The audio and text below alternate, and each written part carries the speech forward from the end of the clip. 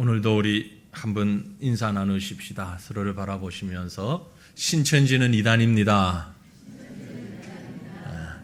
이단은 사탄의 도구입니다.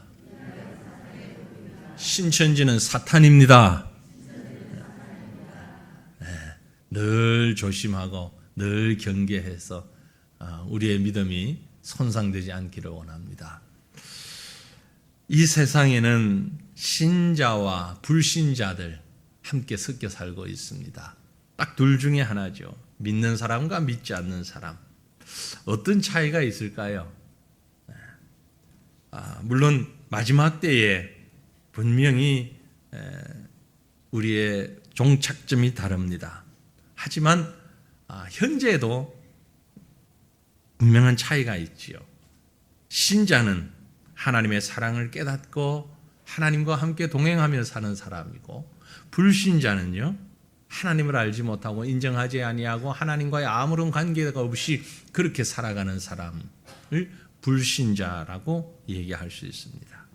신자는 늘 하나님의 사랑과 그 은혜와 연결되어 있기 때문에 때때로 우리가 이 땅에 살면서 어려움을 겪습니다. 곤란을 겪습니다. 이유인즉슨 우리가 근본적으로 하나님과의 관계성 속에서 살기 때문에 그렇습니다. 그런데 때때로 또한 이 세상이, 죄악된 세상이 우리로 하여금 하나님과의 관계를 놓쳐버릴 수 있게끔 시험하고 유혹하는 때가 또한 많이 있습니다. 그래서 하나님의 백성은 늘 이 땅에 살면서 긴장과 갈등 속에 살 수밖에 없는 것입니다. 하지만 분명한 것은 우리는 하나님의 백성이라는 것이지요.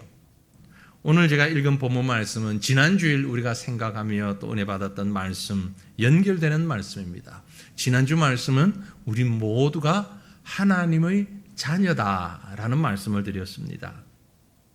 저와 여러분은 하나님의 자녀가 된 성도입니다. 그런 하나님의 자녀는 또 다른 말로 하면 어떤 사람들이냐? 오늘 본문 28절에 보면 하나님을 사랑하는 자라고 표현되어 있습니다. 즉 하나님의 자녀라는 말과 하나님을 사랑하는 자라는 말은 사실 같은 의미를 가졌다, 저는 그렇게 생각을 합니다. 그래서 오늘 저는 이 하나님의 자녀로서 좀 더 구체적으로 하나님을 사랑하는 사람으로 우리 각자의 모습이 어떠해야 할 것인가, 어떻게 사는 것이 하나님 자녀의 모습인가, 더 나아가서 우리의 근본은 무엇인가 하는 것을 생각하면서 또 주시는 은혜를 누리기를 원합니다. 오늘 말씀을 통해서 우리가 깨달을 수 있는 것은 하나님의 자녀는, 하나님을 사랑하는 자는 무엇보다도 이것입니다. 하나님의 성령의 인도함을 받는 사람들이다라는 거죠. 하나님을 사랑하는 자 혹은 하나님이 사랑하는 자 모두 공이 분명한 특징이 있는데 성령의 인도함을 받는 사람들입니다.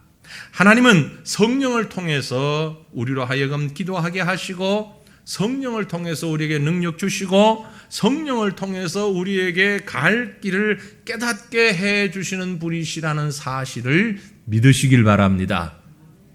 성령과 동떨어지면 하나님의 자녀도 하나님을 사랑하는 자도 결코 아니라는 말씀입니다. 왜냐하면 성령의 도우심이 없다면 우리는 우리가 누구인지를 사실 모릅니다. 자기 정체성을 가질 수가 없습니다. 성령께서 우리에게 죄를 깨닫게 하시고, 성령께서 우리의 죄를 회개하게 하시고, 또 우리를 새롭게 하시고 소성케 하시는 이가 모두 성령이시기 때문에 그렇습니다. 여러분, 하나님의 성령께서 항상 우리와 함께 계신다는 사실을 믿으십니까? 하나님은 우리와 함께 계십니다. 그 하나님은 성령으로 함께 계십니다. 세상에 살면서 때로는 연약해지고, 때로는 죄를 짓고, 때로는 넘어질 때도 있지만, 때로는 낙심할 때도 있지만, 하지만 여러분이요, 포기하지 마시길 바랍니다. 왜냐하면 우리를 인도하시는 분은 성령님이시기 때문에 그렇습니다. 오늘 성경에 보면은 성령께서 우리를 어떻게 인도하시는가, 조금 더 구체적으로 이렇게 말씀합니다. 성령께서 우리의 연약함을 도와주십니다. 우리의 연약함을 도우시는 하나님. 오늘 본문 26절에 보면 이와 같이 성령도 우리의 연약함을 도우시나니, 우리는 마땅히 기도할 바를 알지 못하지만 성령이 말할 수 없는 탄식으로 우리를 위하여 친히 간구하신다 말씀했어요. 성령도 우리의 연약함을 도우신다.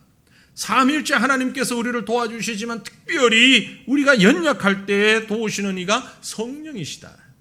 성령께서 도우시는 연약한 자, 연약하다라는 말의 뜻은요, 아스테네이아라고 하는 단어를 썼는데 그 말은 나약하다, 육체적으로 쇠약하고 건강이 나쁜 상태 혹은 질병이 걸린 상태, 이런 말입니다. 저와 여러분은, 우리는 죄악 가운데서 살면서 죄악을 이기지 못할 정도로 나약하고 육신의 질병뿐만이 아니라 영적인 질병으로 고통당할 수밖에 없는 연약한 존재인 것입니다.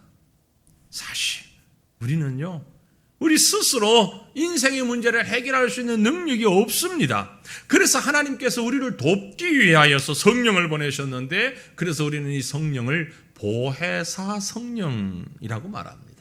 보혜사 성령. 보혜사 성령이라는 말이 무슨 말인고 하니까, 저도 여러분도 법에 대해서는 잘 모르잖아요. 그런데 살다 보면 억울한 누명을 쓸 수도 있어요. 법정에 가서 다퉈야 할 경우가 생길 수 있습니다. 그럴 때는 우리 힘으로 할 수가 없어요. 누구 도움을 받습니까? 변호사의 도움을 받을 수밖에 없습니다.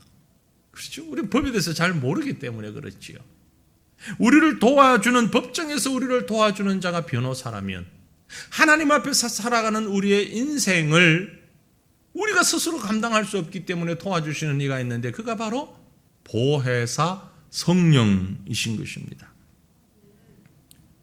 시편 118편에 보면 다윗은 이렇게 고백하고 있습니다. 118편 5절로 7절 말씀에, 내가 고통 중에 여호와께 부르짖었더니 여호와께서 응답하시고 나를 넓은 곳에 세우셨도다. 여호와는 내 편이시라. 내가 두려워하지 아니하리니 사람이 내게 어찌할까. 여호와께서 내 편이 되사 나를 돕는 자들 중에 계시니, 여호와께서 내 편이 되사 나를 돕는 자들 중에 계시니, 그러므로 나를 미워하는 자들에게 보응하시는 것을 내가 보리로다. 여러분, 하나님이 내 편이십니다. 하나님이 내 편, 우리 편이 되어서 우리를 도와주신다 했습니다. 고통 중에, 어려움 중에 하나님을 찾고 부르짖어 기도하는 자는 하나님의 도움을 받으실 수 있는 줄로 믿는 자입니다. 기도하지 않는 자는 하나님의 도움을 거절하는 자지요. 우리 예수님께서도요, 제자들에게 마지막 고별 설교를 하시면서 요한복음 14장 16절에 보면 이렇게 말씀하셨습니다. 내가 아버지께 구하겠으니 그가 또 다른 보혜사를 너희에게 주사 영원토록 너희와 함께 있게 하리라. 육신을 입고 이 땅에 오신 예수님이 떠나시면서 또 다른 보혜사 성령이 너희와 함께 계실 것이다 말씀하셨습니다. 그 보혜사 성령은 어떤 일을 하실 것인가? 이어지는 14장 26절에 가보면 보혜사 곧 아버지께서 내 이름으로 보내실 성령, 성령의 이름을 보혜사라고 했죠. 그가 너희에게 모든 것을 가르치고 내가 너희에게 말한 모든 것을 생각나게 하리라. 주님의 말씀이 우리에게 기억나게 하고 주님이 무엇을 원하시는지를 우리에게 가르쳐 주시는 이는 바로 하나님의 성령, 보혜사 성령이신 줄 믿으시길 바랍니다. 그러므로 우리는 날마다 이 성령의 인도하심을 받아야 되는 것입니다. 사실 하나님이 만드신 우리 인생은요, 서로가 서로를 돕고 도우도록 만들어져 있습니다. 아주 잘못된 생각을 가진 사람이 혹 이런 표현을 하는 분들이 가끔 있습니다. 난 말이야, 남의 도움 받는 것도 싫고 누구도 도와주지 않고 내 인생은 내가 살 거야. 똑똑한 것 같습니까? 정말 불행한 사람입니다. 그렇게 말하고 그렇게 생각하는 사람은 참 외로운 사람이고 불행한 사람이고 인생을 실패한 사람입니다. 하나님이 만드신 인생은요, 서로 도와주며 도움받으며 사는 것입니다. 뭐가 그렇게 잘나서 도움도 안 받고 도와주지도 않겠다고요? 우리가 이 세상에 태어날 때부터 하나님은 부모의 도움을 받아서 우리가 살아나도록 그 체계를 만들어 놓으셨어요. 의사의 도움을 받아 출생을 하고 부모의 도움을 받아 성장을 하고 학교에나 직장이나 가정에서나 선생님이나 직장 상사의 도움을 받아 사회 적응을 하도록 만들어 놓았습니다. 그러므로 늘 돕고 사는 자가 행복한 자인데 누구로부터 도움을 가장 많이 가장 기본적으로 받아야 되느냐? 하나님의 성령으로부터. 하나님의 성령, 보혜사 성령께서 우리를 도우시고 그 도움을 받을 때에 우리는 참으로 하나님을 사랑하는 사람이다, 하나님의 자녀다 말할 수 있는 것입니다. 그러므로 사랑하는 성도들이요, 하나님의 성령의 인도하심을 받을 수 있기를 바랍니다. 왜냐하면요, 이어지는 말씀을 보면 성령께서 지금도 말할 수 없는 탄식으로 우리를 위해, 나를 위해, 여러분을 위해 친히 간구하고 계시기 때문에 그렇습니다. 좀 전에 보았던 26절 말씀을 다시 보면 이와 같이 성령도 우리의 연약함을 도우시나니 우리는 마땅히 기도할 바를 알지 못하나. 정확하죠? 여러분, 우리가 무엇을 기도해야 할지, 어떻게 기도해야 할지 잘 모를 때가 너무너무 많습니다. 100번 가운데 99번이 그렇습니다. 아니 100번이 다 그렇습니다. 그런데 너무나도 감사하게 오직 성령께서 말할 수 없는 탄식으로 우리를 위하여, 여러분을 위하여 친히 간구하고 계십니다. 하나님을 사랑하는 사람은 성령이 충만하여서 이렇게 하나님의 성령께서 친히 기도하는 사람입니다. 하나님의 영으로 기도하는 사람이에요. 하나님의 영으로 기도하는 사람, 영적 호흡이 끊어지지 아니하고 살아있는 사람, 진정한 하나님의 백성입니다.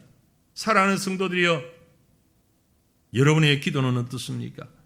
기쁨으로, 감사로, 평안으로 기도하는 성도의 삶을 사시기를 바랍니다. 이것이 바로 성령께서 기도하시는 자의 모습입니다. 그런데 우리 늘 그렇지 못하잖아요.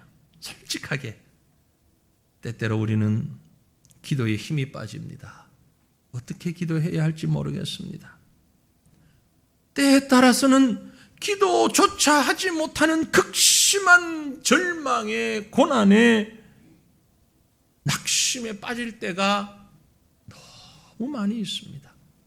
기도해야 되는데 알지만 기도가 내 마음에서부터 올라오질 않고 입으로 나오지가 않고 기도의 자리에 들어가지지가 않는 이런 답답할 때가 한두 번이 아니지 않습니까? 바로 그때 여러분 낙심하지 마십시오. 포기하지 마십시오. 하나님의 성령께서 여러분을 위하여 말할 수 없는 탄식으로 우리 아버지 앞에 기도하고 계신다는 사실 믿으시길 바랍니다. 죄 지은 사람, 교만한 사람, 방탕한 사람, 불신앙에 빠진 사람, 고통 중에 있는 사람, 그러한 사람들을 보시고 성령께서 탄식하며 기도하고 간구하고 계십니다. 하나님의 자녀가 된 우리가, 성도로 살아가는 우리가 이 땅에서 사는 동안에 정말 하나님을 기쁘시게 하는 인생이 되어야 하는 것, 그렇게 배웠고 그것이 마땅한 줄로 너무나도 잘 알고 있는데 안타깝게도 우리의 탄식보다는 하나님의 탄식 소리가 더 앞서 있습니다. 우리를 사랑하시기 때문에, 우리를 위하시기 때문에.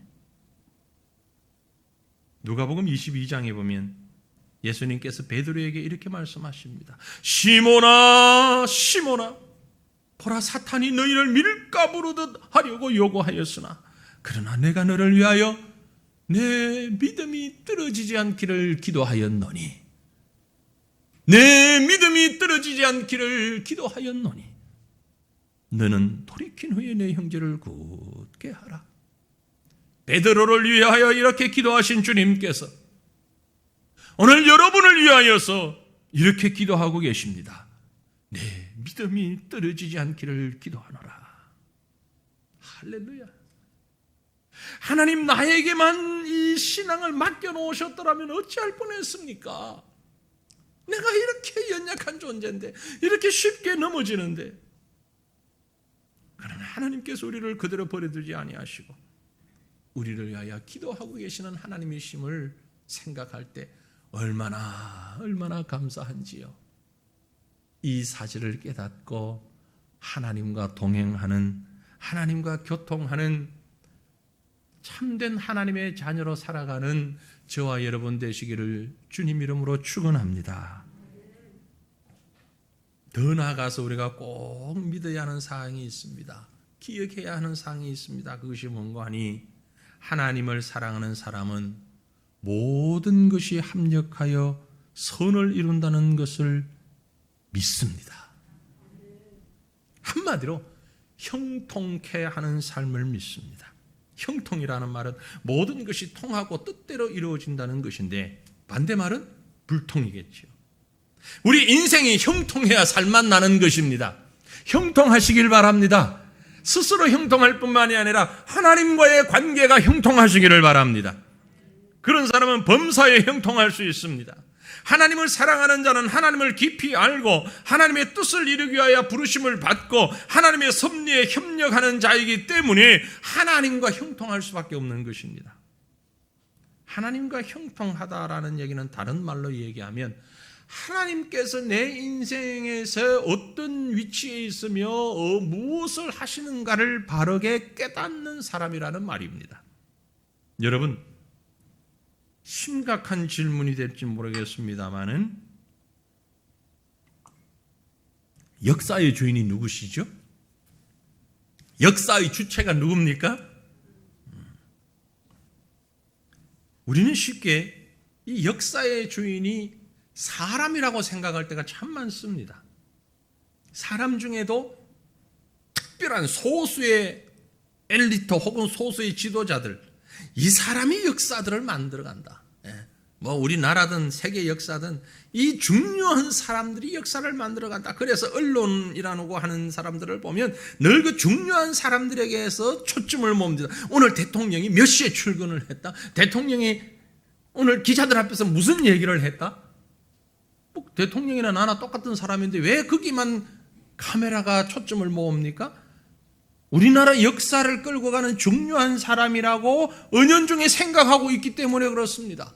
미국의 대통령이 이런 얘기를 했어요. 아니, 물 건너 태평양 건너 미국에 있는 대통령이 무슨 말을 했든 나하고 무슨 상관이 있냐고요. 그런데 세계 역사를 그 사람들이 끌고 간다고 생각하기 때문에 모든 사람들이 관심을 집중시키고 있는 겁니다.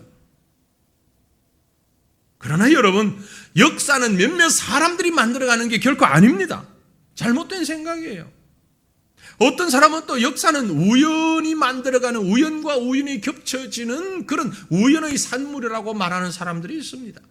어떤 법칙이나 이유가 있는 것이 아니라 어쩌다 보니 이렇게 되고 어쩌다 보니라는 가설위에 세워진 것이 진화론이고 그 가설위에 세워진 것이 인본주의입니다. 어쩌다 보니까라는 말 속에는 재수가 없었어, 혹은 운이 좋았어, 우연히라는 말입니다.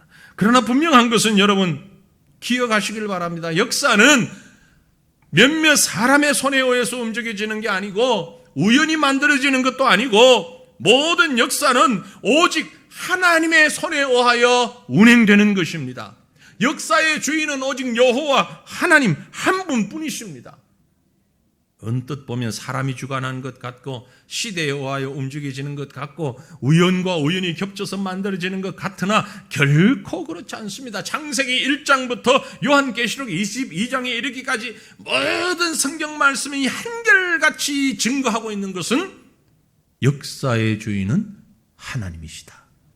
그겁니다. 그거예요. 이것을 오늘 본문 말씀에서는 무엇라고 표현했는가 하니까 28절 말씀입니다. 우리 같이 한번 읽어보십시다. 28절, 우리가 알거니와 하나님을 사랑하는 자 곧 그의 뜻대로 부르심을 입은 자들에게는 모든 것이 합력하여 선을 이루느니라. 아멘. 이 말씀이 바로 그런 뜻입니다. 내 역사의, 내 인생 역사의 주인이 여호와 하나님이십니다. 우리 가정 역사의, 우리 교회 역사의, 우리 국가의 역사의, 온 인류의 역사의 중심은 하나님이십니다. 그 말이 하나님을 사랑하는 자 곧 그의 뜻대로 부르심을 입은 자들에게는 모든 것이 합력하여 선을 이룬다는 말씀과 동일한 말씀인 것입니다.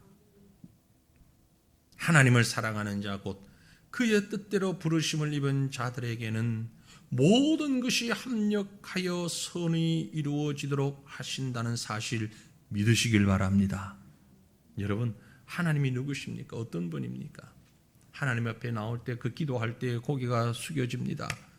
그래서 그 하나님 앞에 나와 간구할 때 여러분의 마음에 있는 하나님은 어떤 하나님이십니까? 이건 아주 중요한 신앙의 기초이기도 합니다. 여러분, 여러분에게 있어서 하나님은 어떤 하나님이십니까? 내가 지은 죄를 다 기억하고 하나하나 지적하면서 벌 주시기 위하여 기다리시는 하나님이십니까? 아니면 어떻게 하든지 나를 도우시기 위하여 나에게 가장 좋은 것을 주시기 위하여 준비하고 계신 하나님이십니까? 불신자들 가운데 점쟁이 찾아다니는 사람은 앞에서 말한 그런 신을 믿기 때문에 그렇습니다.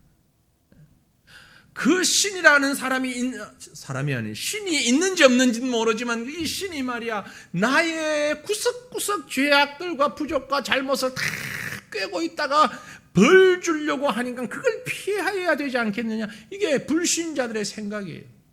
하지만 우리는 그렇지 않습니다. 하나님은 어떻게 하든지 우리에게 가장 좋은 것을 합력하여 선을 이루기 위하여 가장 귀한 것을 주시기 위하여 기다리시는 하나님입니다. 선을 이루어 가시는 하나님, 이것이야말로 구원받은 자, 하나님을 사랑하는 자, 하나님의 자녀들이 가져야 하는 가장 기본적인 역사관이라고 말할 수 있습니다. 역사관, 역사 그러니까 막 복잡하고 나 그거 싫어 그렇게 생각하시는 분들이 계실지 모르겠는데 간단합니다. 하나님이 내 인생을 다스리신다. 그게 바른 역사관입니다. 그러면 이 28절 말씀을 좀 더 구체적으로 보면은요, 하나님을 사랑하는 자 곧 그 뜻대로 부르심을 입은 자들이라고 했습니다. 하나님의 뜻대로 부르심을 입었다. 하나님을 사랑하는 자, 하나님과 함께하는 자, 하나님을 사랑하는 것이 먼저인 것 같은데 실상은 뜻대로 부르심을 입은 게 먼저죠. 부르심을 입었고 우리는 이제 하나님을 사랑하게 된 것입니다. 여러분, 하나님께서 나를 부르셨다는 사실을 대충 가볍게 넘겨가지 마십시오. 얼마나 엄청난 일인지 한번 생각해 보십시오. 하나님이 나를 부르셨다고요. 이 세상에 수많은 수억의 사람들이 지금도 살고 있고 과거에도 살고 있었고 미래에도 살 터인데 이 수많은 사람들 가운데 하나님이 나에게 관심을 가지셨다는 거예요. 누구에게? 여러분 한 사람 한 사람에게. 그리고 우리를 택정하시고 부르셨다는 것. 이건 엄청난 일입니다. 엄청난 일이에요. 이렇게 중요한 것은 하나님이 나를 사랑하시기 때문에 하나님의 마음 가운데 하나님의 중심 속에 역사의 중심이 바로 나이기 때문인 것입니다. 역사를 주장하시는 하나님께서, 세상을 창조하신 그 하나님께서 나를 사랑하셔서 하나님의 뜻 가운데서 나를 부르셨다는 이 사실만으로도 여러분 우리가 얼마나 가치 있는 사람인지 생각할 수 있는 것입니다. 자존감이 바닥을 치고 있다고 말씀하는 분들이 계신데 이 말씀 한마디만 정확하게 깨달으면 그 자존감은 하늘을 치솟을 밖에 없습니다. 그렇죠? 아니, 나보다 귀한 사람이 어디 있습니까? 그렇지 않아요? 여러분, 나보다 귀한 사람이 어디 있어요? 나보다 더 가치 있는 사람, 귀한 사람, 역사의 중심에 서 있는 이런 사람 있으면 나와보라 그래. 나와보라 그래. 어떻게 그렇게 당당할 수가 있죠? 하나님이 나를 택하시고 나를 부르셨기 때문에 그런 것입니다. 하나님이 나를 부르셨어요.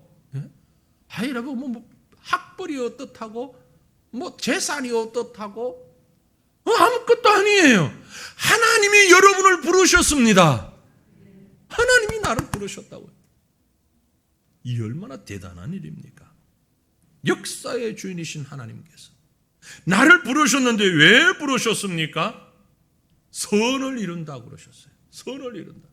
하나님을 사랑하는 자 곧 그의 뜻대로 부르심을 받은 자들에게는 모든 것이 합력하여 선을 이루느니라. 웃지 않을 수가 없어요. 이 말씀을 듣고 이 말씀을 이렇게 고함을 지르는데도 인상을 팍 쓰고 있는 사람은 도대체 무슨 생각을 하고 있는지 내가 이해를 못하겠어. 아니, 하나님이 여러분을 인정하시고 부르시고 그 하나님이 여러분을 통해서 선을 이루신다니까? 응? 선이라는 게 뭡니까? 선. 하나님의 뜻을 이루신다고요. 하나님의 역사를 이루어 가신다고요. 이 28절 말씀을 읽으면서 유명한 초대의 신학자였고 교부였던 어거스틴이 이런 얘기를 했습니다. 하나님이 나 하나만 사랑하시는 것 같아. 여러분 한번 입술로 우리도 해볼까요? 하나님이 나 하나만 사랑하시는 것 같아. 아멘? 그렇다고 다른 사람 무시하라는 얘기가 아니고요. 하나님이 나를 이만큼 엄청나게 여기신단 말이에요. 나 한 사람을 위하여서 세상 모든 일을 만들어가고 계시는 겁니다. 창조부터 아담의 시대에부터 예수님이 이 땅에 오셨던 그 이후 모든 역사가 만들어진 이 상황들이 하나님께서 나 하나를 위하여서 이루어 주신 선이라고 하는 사실을 믿으십니까? 오늘 여러분 엄청난 자신감을 가지셔야 됩니다. 엄청난 마음의 확신을 가지셔야 됩니다. 28절 말씀은 바로 그 말씀입니다. 사도 바울은요, 로마 감옥에 있으면서 빌립보 성도들에게 편지를 하면서 이런 글을 남겼습니다. 빌립보 1장 6절인데요. 너희 안에서 착한 일을 시작하신 이가 그리스도 예수의 날까지 이루실 줄을 우리가 확신하노라. 하나님이 나만 사랑하시는 것 같아, 나를 통하여 선을 이루어 가시는 것 같아라고 생각했는데 빌립보 1장 6절 말씀을 보니까 여기에 더 자신감을 우리에게 부어주고 있습니다. 우리 하나님은 우리를 통하여서 착한 일을, 선한 일을, 로마서 8장 28절에 얘기한 선이 빌립보 1장 6절에서는 착한 일 같은 말입니다. 그 선한 일을 시작하신 주님께서 변하지 않는 거예요. 포기하지 않는 거예요. 실패도 하지 않는 거예요. 왜? 하나님이시기 때문에. 우리 하나님은요, 우리를 통해서 어떤 일을 시작하시면 소위 세상 말로 끝장을 보시는 거예요. 중단하지를 않으세요. 포기하지를 않으세요. 정말 하나님은요, 한다면 하시는 분이에요. 그 하나님이 우리를 선택하시고 우리를 여기까지 이끌고 계신다는 거예요. 저는 이 말씀을 분명히 믿습니다. 왜냐하면 증거가 있기 때문에 그래요. 베드로라는 사람의 모습을 보면 그게 증거가 있습니다. 베드로 여러분 어떤 사람입니까? 부르심을 따라서 모든 걸 다 버려두고 배와 그물을 다 버려두고 제자의 길로 따라 나섰던 사람입니다. 그런데 그 베드로가 처음엔 그런 아주 대단한 마음을 가지고 예수님 따라 나섰는데 살다 보면 그 성깔이 나오잖아요.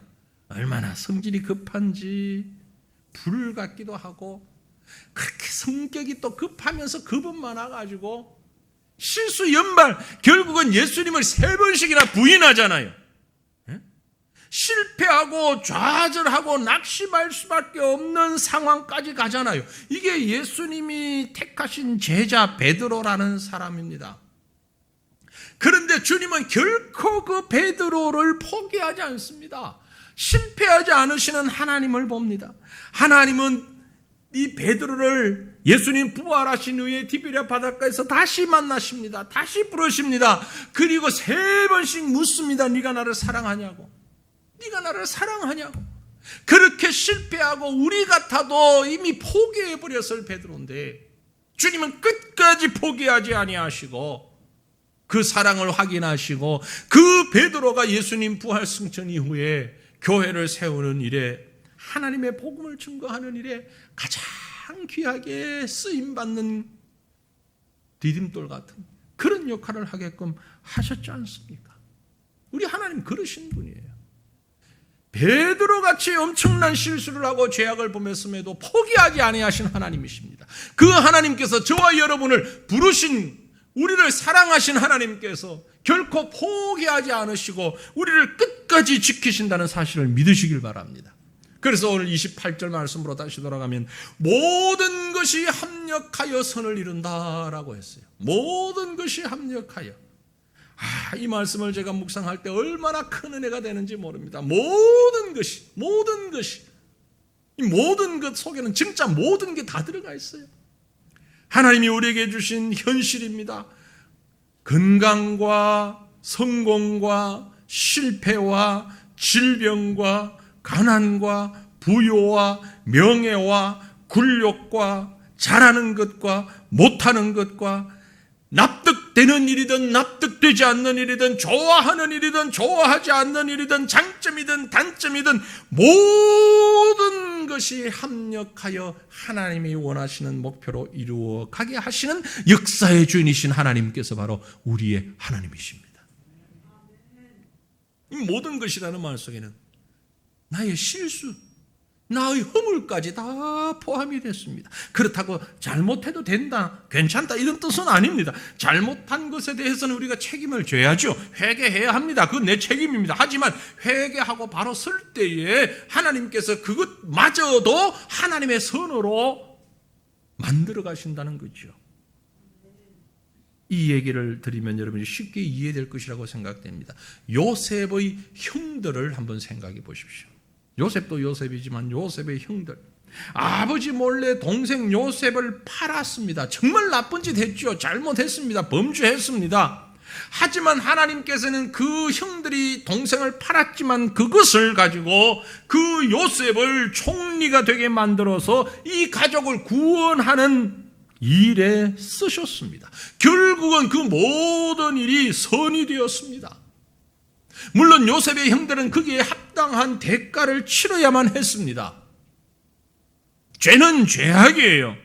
그럼에도 불구하고 하나님께서는 그 모든 것들을 통하여서 선과 악이, 성공과 실패가 함께 합동해서 하나님의 손에 붙잡혀질 때에 저와 여러분을 위한 선을 이루어 가시는 소재로 사용하신다라는 말씀입니다.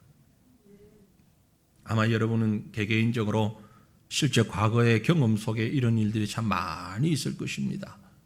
왜 이런 일이 일어났는지 이해할 수도 없고 너무 억울하고 너무 분하고 답답하고 괴로웠었는데 물론 나의 잘못도 있고 다른 사람의 잘못도 있고 그런데 지나고 나니까 3년이 지나고 10년이 지나고 훨씬 많은 시간이 지나고 보니까 그것이 나에게 유익했구나 깨달을 때가 얼마나 많이 있습니까?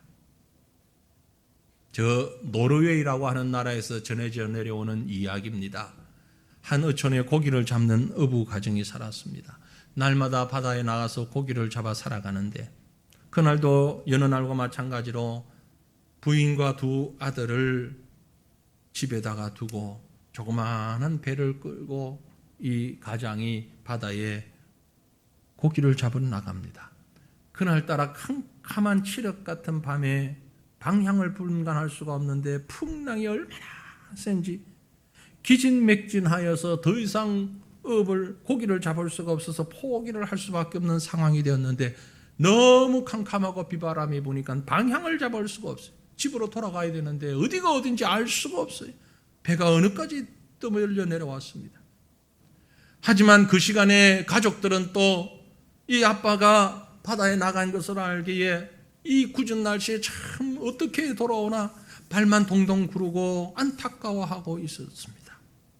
그러던 중에 아이들이 그만 집에서 뭘 잘못 건드렸는지 설상가상 집이 불이 나가버리고 말았습니다. 헐랑 불이 타는데 폭풍우 때문에 그 바람을 타고서 또 불이 얼마나 크게 번져나가는지 밤새도록 불을 끄려고 애를 써봤지만 끌 수가 없고 세간살이 모두를 몽땅 태우고 말았습니다. 절망 가운데 빠져있는 이 아내와 아이들 풀썩 주저앉아서 아무것도 못하고 있는 바로 그때에 남편이 돌아왔습니다. 밤새 바다에서 씨름하다가 겨우 구살생으로 돌아온 남편을 보면서 아내는 눈물을 흘리면서 여보 어떡합니까 큰일 났습니다. 당신이 없는 동안에 집에 불이 나서 밤새 다 태워버렸어요. 이제 우리는 어떻게 살지요? 근데 그렇게 울부짖는 아내의 말을 듣고 남편은 놀라지도 당황하지도 않았습니다. 아내가 생각하기를 남편이 너무 정신이 없어서 그런가 내 말 한번 다시 들어보시오. 반복하고 또 반복합니다. 그랬더니 이 남편이 아내를 붙잡고 하는 말이 여보 사실 나는 지난밤에 폭풍과 흑암 때문에 길을 잃었어. 칠흑 같은 어둠 속에 바다 속에서 사방을 분간할 수가 없었어. 난 이제 죽었구나 라고 생각하고 포기하고 있었는데 그때 갑자기 한 곳에서 크게 솟아오르는 불빛을 보았어. 그 불빛이 얼마나 반가웠는지 모르고 그 불빛이 있는 곳이 육지인 줄 알고 사력을 다해 노를 저었더니 바로 여기까지 오게 된 거예요. 알고 보니 그 불빛이 바로 우리 집이 화재가 나서 타는 불이었구려. 노르웨이라는 나라에서 전해져 내려오는 이야기랍니다. 여러분 집 한 채 아깝지요. 하지만 그 집이 불에 타는 역사를 통해 남편이 돌아왔습니다. 이것이 합력하여 선을 이루는 하나님의 손길이라는 것입니다. 여러분의 인생에 여러분이 살아가는 동안에 왜 불이 나야 되는지, 왜 손해를 보아야 되는지, 왜 병들어야 되는지, 왜 이별해야 되는지, 왜 이런 고통을 내가 당해야 되는지 모를 수 있습니다. 유한한 인간이 어떻게 무한하신 하나님의 섭리와 경륜을 다 알 수 있겠습니까? 한 시간 앞을 모르는 인간이 미래를 다 알고 인도하시는 하나님의 역사를 어떻게 알 수 있겠습니까? 하지만 분명한 것은 하나님은 지금도 여러분이 그렇게 불평하는 모든 것들을 통하여서 하나님의 선을 이루어가고 있다는 사실입니다. 그러므로 우리 삶 가운데 질병이 있고 슬픔도 있고 고난도 있을지라도 이제는 하나님의 뜻이 그 모든 곳에 있음을 기억하시기 바랍니다. 하나님을 사랑하는 자, 곧 그 뜻대로 부르심을 입은 자들에게는 모든 것이 합력하여 선을 이루느니라. 이 믿음으로 하나님을 사랑하며 하나님을 의지하며 하나님과 동행하며 하나님께 영광 돌려드리는 저와 여러분 다 될 수 있기를 우리 주님 이름으로 축원합니다. 기도하겠습니다. 우리 한 마음으로 기도할 때에 여러분